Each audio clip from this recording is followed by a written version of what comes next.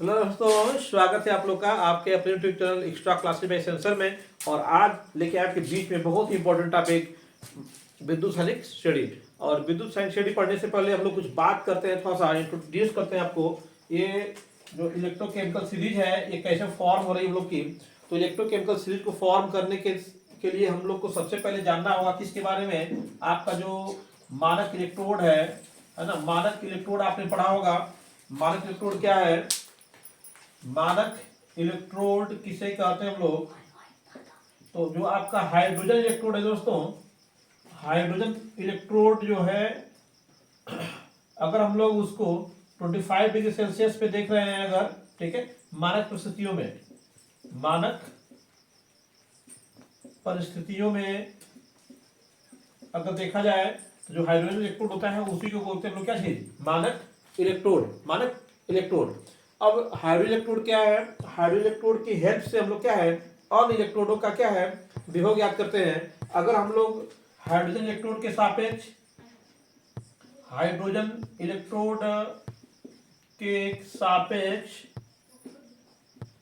ठीक है दोस्तों, हाइड्रोजन इलेक्ट्रोड के सापेक्ष अन्य तत्वों के इलेक्ट्रोडों की भी बात करें हम लोग, अन्य तत्वों के जो इलेक्ट्रोड हैं उनके विभव कैसे होंगे, ठीक है। तो उनके विभव ज्ञात करने के बाद हम उनके विभव की हेल्प से ये जान सकते हैं कि आपका कौन सा इलेक्ट्रोड आपका अधिक क्रियाशील है, कौन सा कम क्रियाशील है, ठीक है। तो यहाँ पे क्या बात हम लोग करने जा रहे हैं, किसकी? जो अपचयन विभव है उसकी बात हम लोग करेंगे। अपचयन विभव, ठीक है, किसके सापेक्ष? हाइड्रोजन इलेक्ट्रोड के सापेक्ष अपचयन विभव, अपचयन विभव है ना। अपचयन विभव की सहायता से, अपचयन विभव की सहायता से धातुओं धातुओं की क्रियाशीलता, धातुओं की क्रियाशीलता ज्ञात करने के लिए, चाहे क्रियाशीलता का अध्ययन करने के लिए, अध्ययन करने के लिए धातुओं को, अध्ययन करने के लिए धातुओं को उनके मानक अपचयन विभव के बढ़ते या घटते क्रम में रखने पर एक श्रेणी प्राप्त होती है, एक श्रेणी प्राप्त होती है, जिसे हम लोग क्या बोलते हैं दोस्तों? जिसे हम लोग कहते हैं विद्युत रासायनिक श्रेणी। जिसे हम लोग क्या बोलते हैं? जिसे विद्युत रासायनिक श्रेणी कहा जाता है, जिसे विद्युत रासायनिक, विद्युत रासायनिक श्रेणी कहते हैं, है ना। तो बिल्कुल सिंपल डिफिनेशन है और इसकी व्याख्या भी बहुत ही आसान है।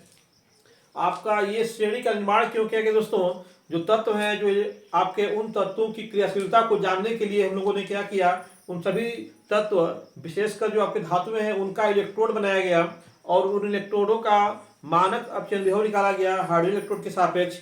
और उन हाइड्रोजन इलेक्ट्रोड के सापेक्ष जो मानक अपचयन विभव निकाले गए, उन अपचयन विभव की हेल्प से हम लोगों ने देखा कि किस धातु का इलेक्ट्रोड का अपचयन विभव माइनस में है या फिर प्लस में है। उसके आधार पर हम लोगों ने बताया कि आपका जो उनका क्रियाशीलता किसकी अधिक होगी, किसकी क्रियाशीलता कम होगी, ठीक है दोस्तों। तो यहाँ पे आपको कुछ नहीं करना है, आपको तत्वों को बिल्कुल ही उनके अपचयन विभव के, मानक अपचयन विभव के हाइड्रोजन के सापेक्ष देखेंगे हम लोग, मानक अपचयन विभव के घटते या बढ़ते क्रम में लिख लिया जाए।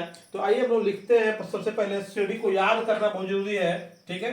तो याद करने का ट्रिक आपको इसी यूट्यूब चैनल पे शॉर्ट वीडियो में बिल्कुल है, आप उस पर देख करके उसको याद कर सकते हैं। यहाँ पे देखिए दोस्तों क्या है श्रेणी हम लोग की, ये आपका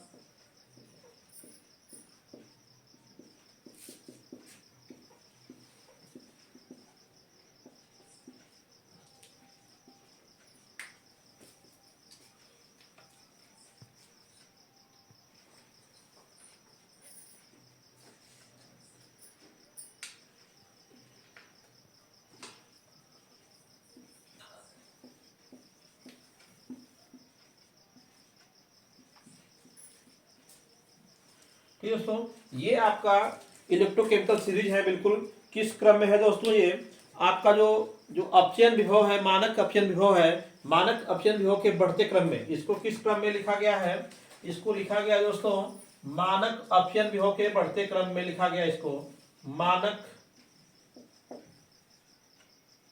अपचयन विभव का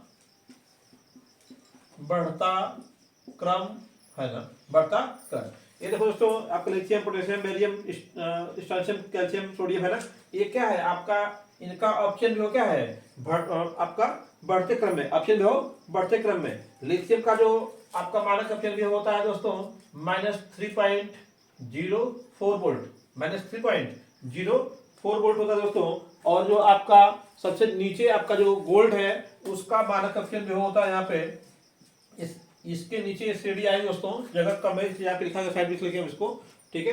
एयू का जो आपका मानक अपचयन विभव होता है, ठीक है, प्लस में होता है इसका +1.5, +1.50, तो यहाँ पे माइनस में। और जो आपका हाइड्रोजन होता है दोस्तों, ठीक है, हाइड्रोजन का जो मानक अपचयन विभव होता है वो 0.0 वोल्ट होता है, ठीक है, आपका 0 वोल्ट होता है। इसी से कंपेयर करते हैं हाइड्रोजन से ऊपर वाले जितने आपके तत्व हैं, हाइड्रोजन से ऊपर वाले जो तत्व हैं, धातुएं हैं, ठीक है, इनका मानक अपचयन विभव कैसे होता है, निगेटिव होता है। और हाइड्रोजन से नीचे वाले जितने तत्व हैं, उनका मानक अपचयन विभव किस में होता है, धनात्मक होता है। ये आपका जितने लोग हैं, इन सबका मानक अपचयन विभव किस में होता है, धनात्मक होता है।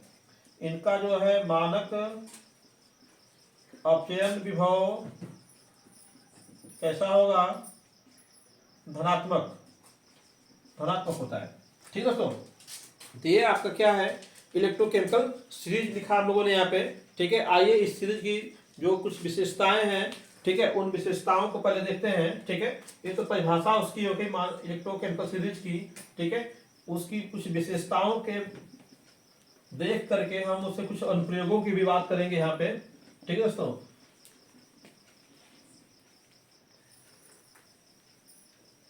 सबसे पहली विशेषता इसकी तो यही हो जाएगी, इसकी जो फर्स्ट विशेषता बात करेंगे इसकी, तो क्या है, इसको आप लिखे कैसे हो, मानक अपचयन विभव के बढ़ते क्रम में, है ना, मानक अपचयन विभव के बढ़ते क्रम में इसको लिखा गया है, ठीक है। मानक अपचयन विभव आप समझ दोस्तों, यह आपका जब मानक अपचयन विभव के बढ़ते क्रम में जब इसको लिख रहे हैं, यानी कि इसका मानक अपचयन विभव क्या है, नीचे मानक अपचयन विभव का मतलब क्या हो गया दोस्तों, ऑक्सीकृत होने की क्षमता। मानक अपचयन विभव का मतलब क्या हो गया, ऑक्सीकृत होने की क्षमता दोस्तों, ठीक है, ऑक्सीकृत होने की इस क्षमता को दिखाता है, ठीक है ना, ऑक्सीकृत होने की क्षमता को दिखाता है। अब ये मानक अपचयन विभव किस प्रकार से इस पे डिपेंड करता है, ठीक है दोस्तों, यहाँ पे समझ लीजिएगा, जो मानक अपचयन विभव है, मानक अपचयन विभव अगर अधिक होगा, ठीक है, तो ऑक्सीकृत होने की क्षमता क्या होगी, कम होगी। ऑक्सीकृत होने की क्षमता क्या होगी, कम होगी, ठीक है। आप अपचयन विभव को समझ रहे हैं, पिछले वीडियो में पढ़ाया बढ़िया से इसको आपको, ठीक है। ऑक्सीकृत होने की क्षमता मतलब क्या हो गया, इलेक्ट्रॉन त्यागने की क्षमता। इसका मतलब क्या हो गया दोस्तों, इलेक्ट्रॉन त्यागने की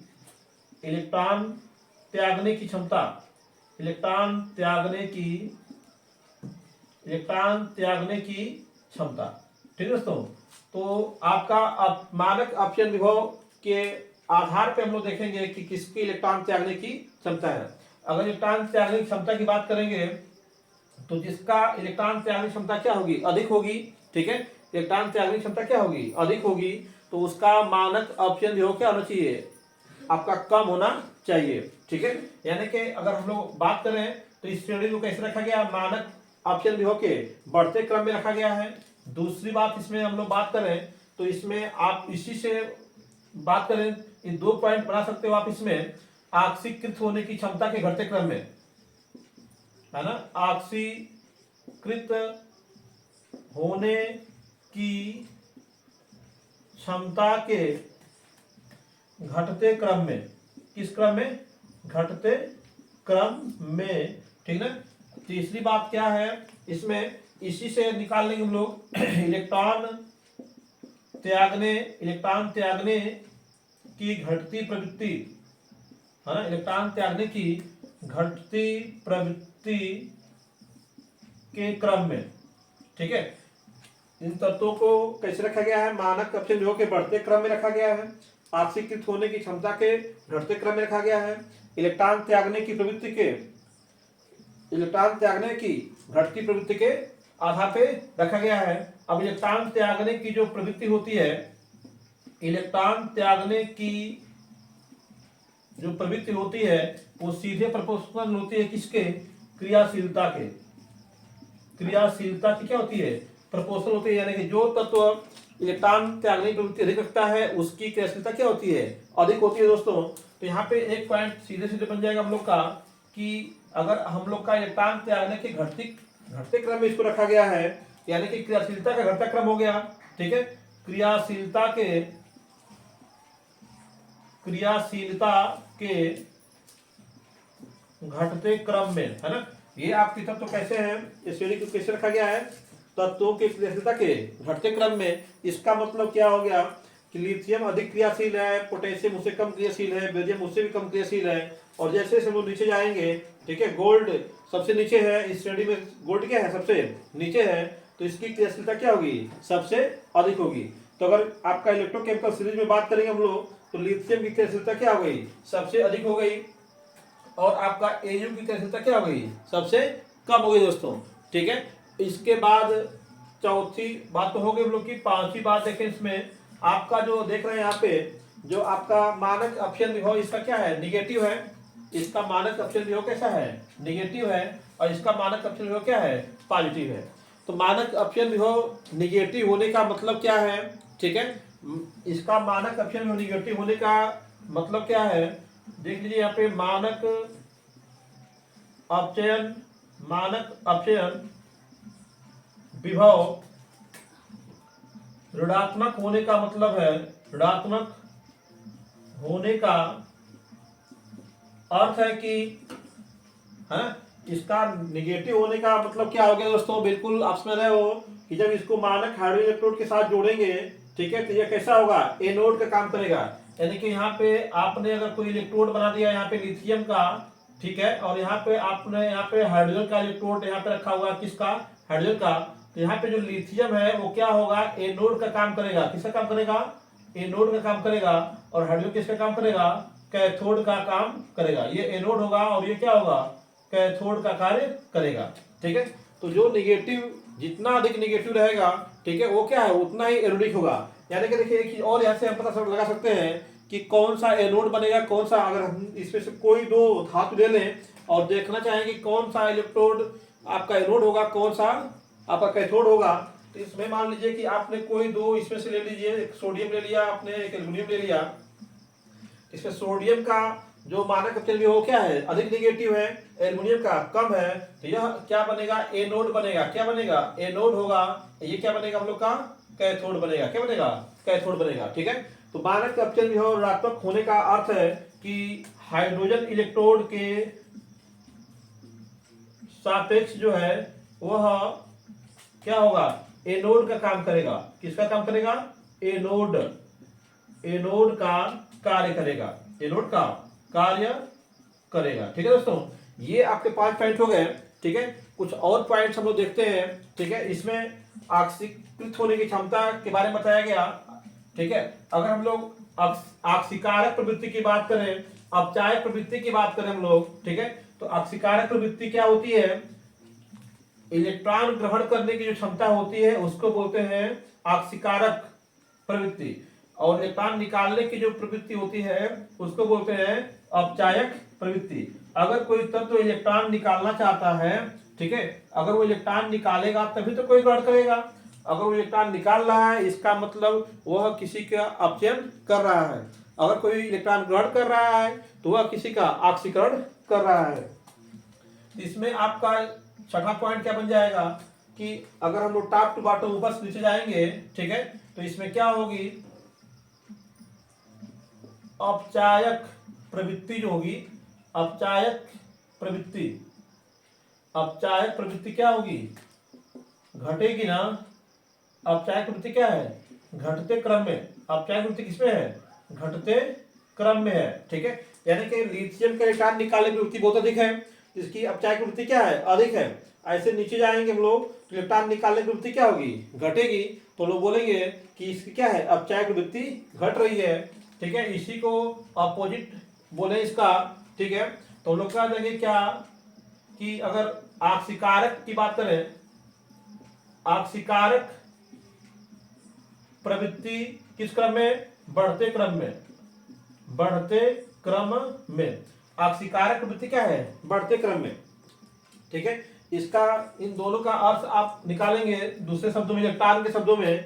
ठीक है, अपचायक प्रवृत्ति घटते क्रम में है, देखिए इलेक्ट्रॉन निकालने की, इलेक्ट्रॉन निकालने की घटती प्रवृत्ति, इलेक्ट्रॉन निकालने की घटती प्रवृत्ति।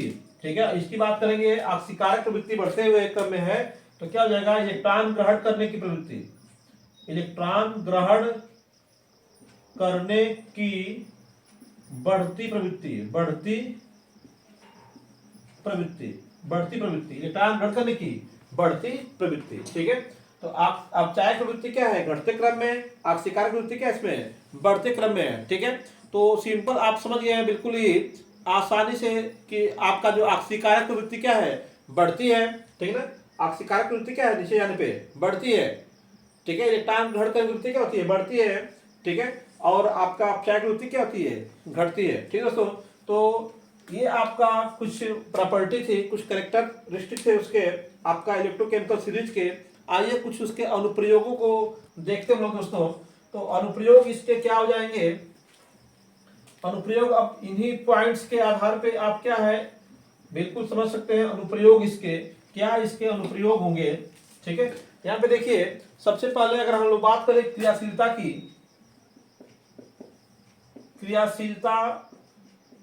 क्रियाशीलता की तुलना करने में, तुलना करने में अगर दो आपके धातु हैं, उनके आपके इलेक्ट्रोड बनाया है आपने, या फिर उनका मानक अपचयन भी हो, हम लोग को मालूम हो, तो हम लोग क्या है उनकी क्रियाशीलता को हम लोग बता सकते हैं कि आपका क्रियाशीलता किसकी अधिक है, किसकी कम है दोस्तों। ठीक है, तो यहाँ पे मान लीजिए कि जैसे अभी यहाँ पे आपका जो ऊपर होगा है ना, ऊपर वाली धातु जो है, ऊपर वाली धातु अपने से नीचे वाली, अपने से नीचे वाली धातु से अधिक क्रियाशील होगी, अधिक क्रियाशील होगी। ठीक है, जैसे मान लीजिए कि अगर हम लोग बात करें, कुछ ऐसी धातुएं हैं जो आपका जो हाइड्रोजन युक्त जो प्रोटिक विलयन होते हैं उनसे हाइड्रोजन गैस मुक्त करते हैं। कुछ ऐसे आपके धातुएं हैं जो आपका प्रोटिक विलयन होते हुए भी इसमें से हाइड्रोजन गैस मुक्त नहीं करते दोस्तों। तो यहाँ सिंपल सी बात है, जो हाइड्रोजन से ऊपर होंगे, ठीक है, वो अधिक क्रियाशील हैं, इस वजह से क्या है वो अपने प्रोटिक विलयन से हाइड्रोजन को क्या करते हैं, मुक्त करते हैं। ठीक है, अभी क्रियाशीलता की तुलना की बात की आपने, तो क्रियाशीलता क्या है, इलेक्ट्रॉन निकालने की प्रवृत्ति है, तो उसी ने आपका जो ऊपर धातु होगी उसकी क्रियाशीलता अधिक होगी, और जो नीचे होगी उसकी क्रियाशीलता क्या होगी, कम होगी। अगर हम लोग हाइड्रोजन गैस मुक्त करने की बात समझे इसको, तो इस मान लीजिए कि ये सोडियम है, जब इसको जल के साथ रिएक्ट कराया जाता है, ठीक है, जल के साथ, तो ये आपका निकालता है क्या चीज, हाइड्रोजन गैस निकालता है, बन जाएगा आपका 2NaOH, 2NaOH plus hydrogen gas इसमें से निकलेगी। इसी प्रकार से हाइड्रोजन से ऊपर क्या है, कैल्शियम भी है। ठीक है, कैल्शियम भी हाइड्रोजन से ऊपर ही है, अगर इसका भी H2 से कराएंगे तो यह बन जाता है CaOH का ट्वाइस प्लस हाइड्रोजन गैस निकलती है। लेकिन यही रिएक्शन जब हम लोग किससे, आपका हाइड्रोजन नीचे मान लीजिए कापर यहाँ पे है, इसका रिएक्शन क्या है 2H2 से कराएंगे तो इसमें हाइड्रोजन गैस नहीं निकलेगी, इसमें हाइड्रोजन गैस नहीं निकलेगी दोस्तों, क्योंकि कापर कहाँ है, हाइड्रोजन से नीचे, कापर कहाँ है, हाइड्रोजन से नीचे है। ठीक है, तो क्रियाशीलता की तुलना करने में भी हम लोग इसका यूज कर सकते हैं। ठीक है, और क्रियाशीलता की तुलना करने के लिए मानक अपचयन विभव का किस तरह से यूज करेंगे, अगर अधिक ऋणात्मक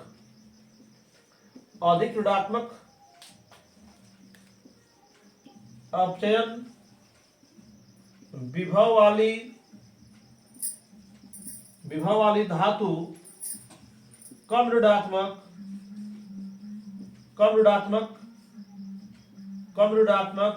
अपचयन विभव वाली धातु से कम ऋणात्मक अपचयन विभव वाली धातु से अधिक क्रियाशील होती है, अधिक क्रियाशील होती है।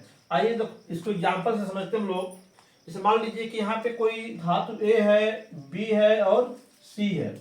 अगर इसका जो मानक अपचयन विभव यहाँ पे दिया हुआ है, मानक अपचयन विभव यहाँ पे दिया हुआ है, इसका मान लीजिए -0.76 है, इसका क्या है आपका -0.15 है, और इसका सपोज दैट क्या है +0.85 है, 0.85 ऐसे आपका है वोल्ट में।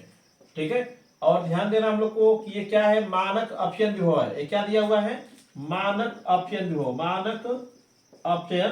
विभव दिया हुआ है दोस्तों ये। ठीक है, तो इसमें आप देखेंगे कौन सा ए अधिक क्रियाशील है कि बी अधिक क्रियाशील है, तो क्रियाशीलता क्या हो जाएगी। ठीक है, उनके मानक अपचयन विभव के आधार पर बता सकते हैं। जिसका मानक अपचयन विभव अधिक ऋणात्मक होगा वो कहाँ होगा, ऊपर होगा। ठीक है, जैसे जैसे नीचे जाएंगे ऋणात्मक अपचयन विभव क्या है, घटता चला जाएगा दोस्तों। ठीक है, तो हम कह सकते हैं इसमें सबसे अधिक क्रियाशील कौन होगा, जिसका अधिक ऋणात्मक वैल्यू होगा।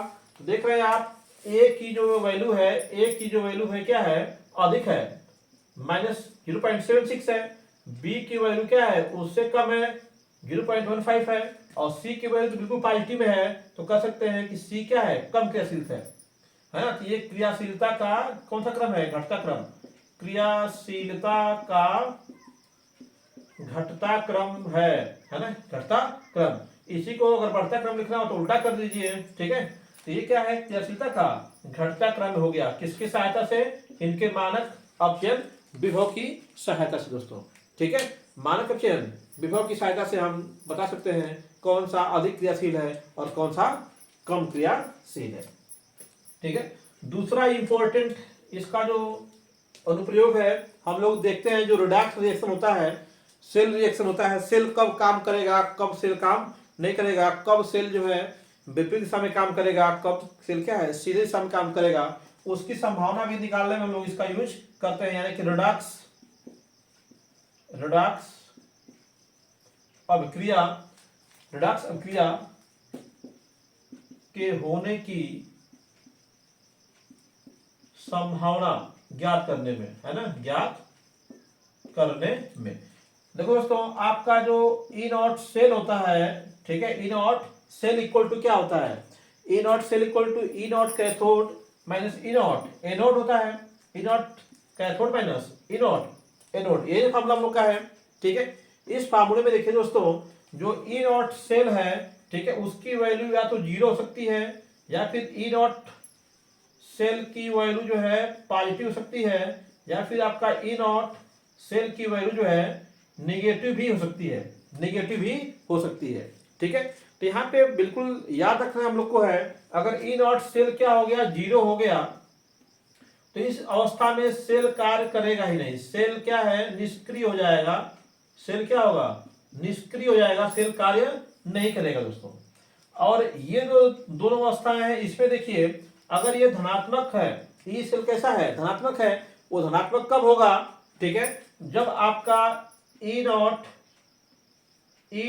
कैथोड जो है वो क्या होगा, ग्रेटर होगा ई नॉट एनोड से। इस स्थिति में क्या होगा, इसकी वैल्यू कैसी आएगी, धनात्मक आएगी। इसकी वैल्यू कैसी होगी, धनात्मक आएगी। तो उस समय क्या है, सेल अभिक्रिया होगी, सेल अभिक्रिया यानी कि रेडॉक्स अभिक्रिया होगी। रेडॉक्स अभिक्रिया जो होगी, अभिक्रिया क्या होगी, अग्र दिशा में होगी। ठीक है, बट ये जो दूसरी कंडीशन है, ये कब आएगी, जब आपका E naught cathode is less than E naught anode हो जाएगा। जब E naught cathode is less than E naught anode हो जाएगा, तो उस अवस्था में जो सेल क्रिया जो है, सेल क्रिया क्या होगी, विपरीत होगी। विपरीत दिशा में होगी, विपरीत दिशा में होगी दोस्तों। सेल उल्टा काम करेगा। दैट मीन्स आपने अगर कोई यहाँ पे सेल बनाया और इस सेल में आपका इलेक्ट्रॉन का प्रवाह इधर होना चाहिए था, ठीक है, तो आपने एनोड कैथोड बनाया, ये आपका एनोड है, क्या है, एनोड है, ये क्या है, कैथोड है। तो उस स्थिति में आपका इलेक्ट्रॉन का प्रवाह क्या होगा, एनोड से कैथोड की ओर होगा, एनोड से कैथोड की ओर होना चाहिए, ठीक है, इलेक्ट्रॉन का प्रवाह होना चाहिए। बट अगर ये जो आपकी सेकेंड कंडीशन है, ये कब होगा, जब आपका जो है E cathode is greater than E naught, cathode is greater than, है ना, E naught cathode is greater than E naught anode, ये जब रहेगा तब ये रहेगा। अगर हम लोग का कंडीशन सेकेंड कंडीशन हो जाती है, ठीक है, तो उस समय हम लोग का जो सेल के अंदर जो आपका इलेक्ट्रॉन का प्रवाह है, ठीक है, उसकी दिशा क्या होगी, बदल जाएगी। कब, जब आपका E naught cathode is less than E naught anode. ठीक है दोस्तों, तो ये आपकी कंडीशन है, ठीक है ना। कंडीशन क्या हो गई, ई नॉट कैथोड क्या हो गया, less than E naught anode हो गया। तो उस स्थिति में आपका इलेक्ट्रॉन का प्रवाह क्या हो गया, ठीक है, विपरीत दिशा में हो गया। इसका मतलब हो गया कि सेल क्या है, विपरीत दिशा में कार्य करेगा, ठीक है, विपरीत दिशा में कार्य करेगा। आइए अब इसका एक और अनुप्रयोग देखते हैं, ठीक है, एक और अनुप्रयोग देखा जाएगा। इसका तीसरा अनुप्रयोग क्या है, ठीक है, अनुप्रयोग से ही क्वेश्चन बनते हैं दोस्तों, बिल्कुल ध्यान रखिएगा इसमें अनुप्रयोगों को, ठीक है। जो इंपॉर्टेंट अनुप्रयोग है जिनसे क्वेश्चन बनते हैं, आपके न्यूमेरिकल टाइप के भी क्वेश्चन या फिर थ्योरेटिकल, उनको हम बता देते हैं आपको बिल्कुल क्लियर, ठीक है। एक और अनुप्रयोग देखें हम लोग, इसका भी यूज हम लोग जब सेल रिएक्शन कराते हैं या फिर विद्युत अपघटन कराते हैं, तो उसमें इसका यूज हम लोग करते हैं। जैसे अगर किसी विद्युत भट्ट में दो या दो से अधिक धनायन या ऋणायन हो जाए, दो या दो से अधिक धनायन या ऋणायन आ जाए, तो उसमें कंफ्यूजन होता है कि कौन सा हमारा जो आपका जो कौन सा आयन जो है कैथोड पे जाएगा और कौन सा आयन क्या है, एनोड पे जाएगा। तो इस कंफ्यूजन को बिल्कुल आप दूर कर सकते हैं इसी से कि जिसका मानक अपचयन विभव जो है अधिक होगा, जिसका मानक अपचयन विभव क्या होगा, अधिक होगा, ठीक है, वह कहाँ जाएगा, कैथोड पर, ठीक है ना, कैसे जाएगा, कैथोड पर। और जिसका मानक अपचयन विभव क्या होगा, कम होगा, तो कहाँ जाएगा, एनोड पर, ठीक है। तो यहाँ पे आपका एनोड और कैथोड पर, एनोड एवं कैथोड पर विसर्जित होने वाले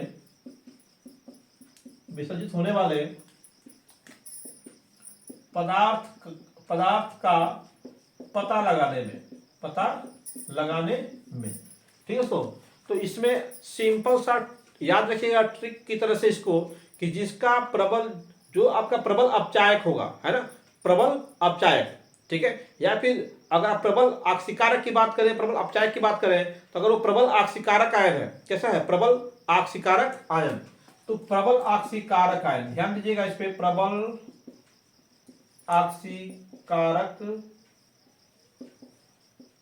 आक्सीकारक आयन कौन होगा, ठीक है, आक्सीकारक की बात हो रही है, ठीक है। आक्सीकारक क्षमता जो होती है नीचे जाने में बढ़ती है, नीचे क्या होती है, बढ़ती है, यानी कि जिसका अधिक जो है, अधिक मानक अपचयन विभव होगा, अधिक मानक अपचयन विभव वाला, अधिक मानक अपचयन विभव वाला जो आयन होगा, है ना, अधिक मानक अपचयन विभव वाला आयन जो होगा, ठीक है, वो क्या होगा, कैथोड पर विसर्जित होगा, कैथोड पर क्या होगा, विसर्जित होगा, कैथोड पर विसर्जित होगा।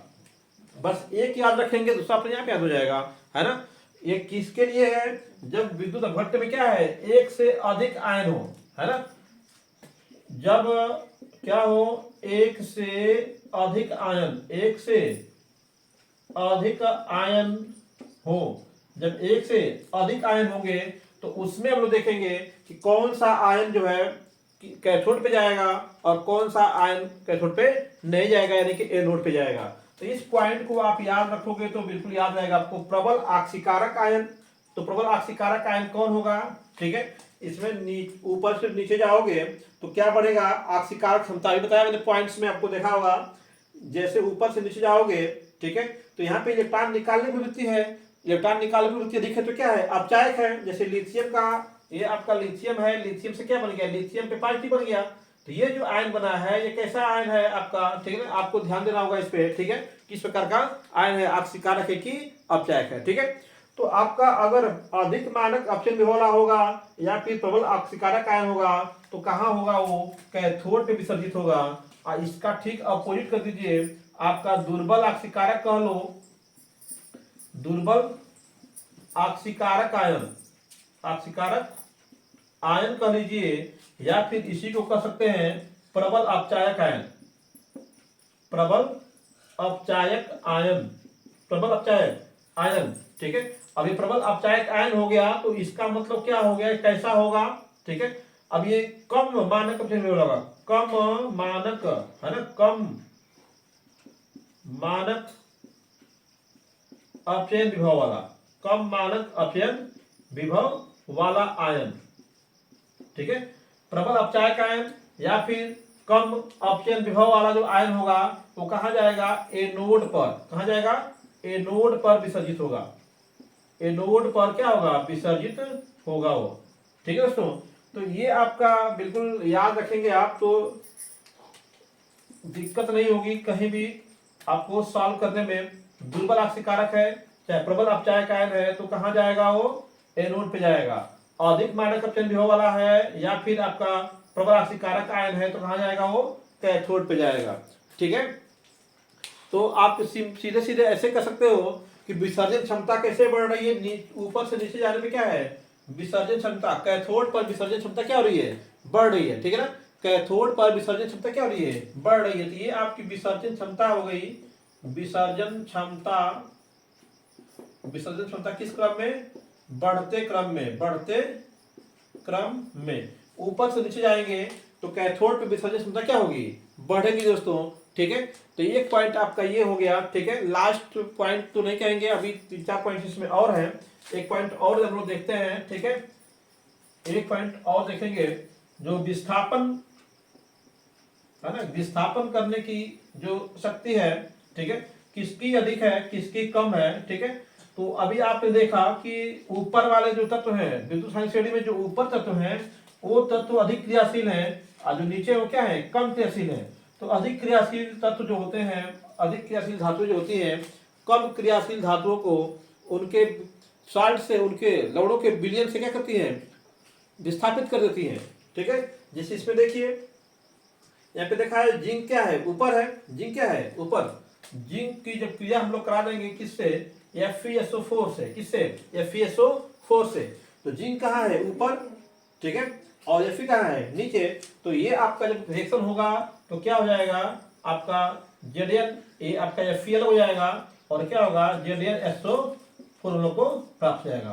तो Zn ने क्या किया, Fe को प्रतिस्थापित कर दिया वहां से, ठीक है। ऐसे ही आप कॉपर का ले सकते हो, CuSO4 के लिए भी देख सकते हो। Cu कहाँ है, नीचे है, ठीक है, और Zn कहाँ है, ऊपर है, ठीक है। किसी को भी ले सकते हैं आप यहाँ से। तो Zn प्लस CuSO4 है, तो Cu फिर क्या है, Zn से नीचे, Zn ऊपर है, Cu क्या है, नीचे है, ठीक है। तो क्या रिएक्शन बन जाएगा, ZnSO4 प्लस Cu। तो Cu क्या उसमें से नीचे पे जाएगा, पर उसको विस्थापित कर दे रहा है, ठीक है दोस्तों। तो इस विस्थापन की क्रिया का भी आपका क्या है, बहुत यूज है, ठीक है। कुछ और पॉइंट्स इसमें हैं, ठीक है, उन पॉइंट्स की चर्चा हम लोग करेंगे नेक्स्ट पार्ट में इसके, ठीक है दोस्तों। तब तक के लिए धन्यवाद।